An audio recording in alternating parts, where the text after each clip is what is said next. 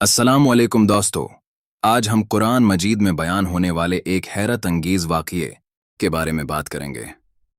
ये वाक़या है सुलेमान और बिल्कीस का, जो हमें हिकमत, ताकत और अल्लाह की कुदरत के बारे में बहुत कुछ सिखाता है।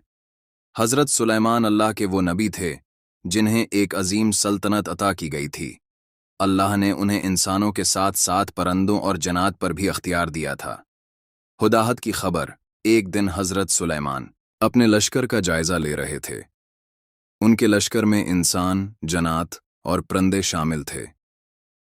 अचानक उन्होंने देखा कि एक परिंदा मौजूद नहीं है। ये परिंदा था हदहद। हज़रत सुलेमान ने फरमाया कि अगर हदहद के पास कोई मजबूत वजह न हुई तो उसे सज़ा दी जाएगी। कुछ देर बाद हदहद वापस आया और उसने एक हैरान कुन खबर सुनाई। हदहद ने बताया कि वो एक ऐसी कौम के पास गया है जो एक औरत की हकमरानी में है और उस औरत को एक अजीम तख्त हासिल है। उस औरत का नाम था मलका बल्कीस और वो सूरज की इबादत करती थी। सुलेमान का पैगाम ये सुनकर हज़रत सुलेमान ने मलका बल्कीस को एक खत भेजा। इस खत में लिखा था कि वो अल्लाह के सामने सिर झुका दे और तकबर न करे। जब मलका बल्कीस ने खत पढ़ा तो वो हैरान रह गई। उसने अपने मुशीरों से मशूरा किया। उन्होंने कहा कि वो ताकत रखते हैं, लेकिन फैसला मलका के हाथ में है।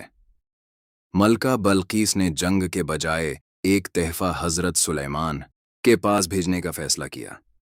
तहफ़ा और सुलेमान का जवाब। जब तहफ़ा हज़रत सुलेमान के पास पहुंचा तो उन्होंने उसे कबूल करने से इनकार कर दिया। उन्होंने कहा कि अल्लाह ने उन्हें जो नामतें दी हैं वो किसी भी तोहफे से ज़्यादा बेहतर हैं। उसके बाद उन्होंने पैगाम भेजा कि अगर वो अल्लाह की इताअत कबूल न करें तो उन्हें एक ताकतवर लश्कर का सामना करना पड़ेगा। ये सुनकर मलका बल्कीस ने फैसला किया कि वो खुद हज़रत सुलेमान से मिलने जाएगी।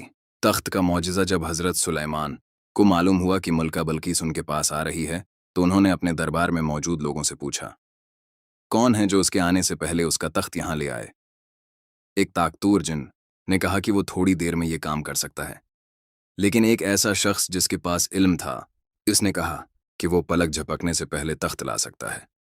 और जैसे ही इस साहब इल्म ने दुआ कि आंख झपकने से भी कम वक्त में मलका बल्कीस का वो अजीमुशान तख्त, जो सैकड़ों मील दूर था, हज़रत सुलेमान के सामने मौजूद था। ये एक नाकाबिल यकीन मंजर था। मलका बल्कीस का ईमान। जब मलका बल्कीस हज़रत सुलेमान के दरबार में पहुंची तो उसने अपना तख्त वहां देखा और हैरान रह गई। उसके बाद उसे एक शीशे के महल में ले जाया गया। फर्श इतना साफ और शफाफ था कि उसे लगा वहां पानी है। उसने अपना लिबास ऊपर उठाया, तब उसे मालूम हुआ कि ये शीशे का फर्श है।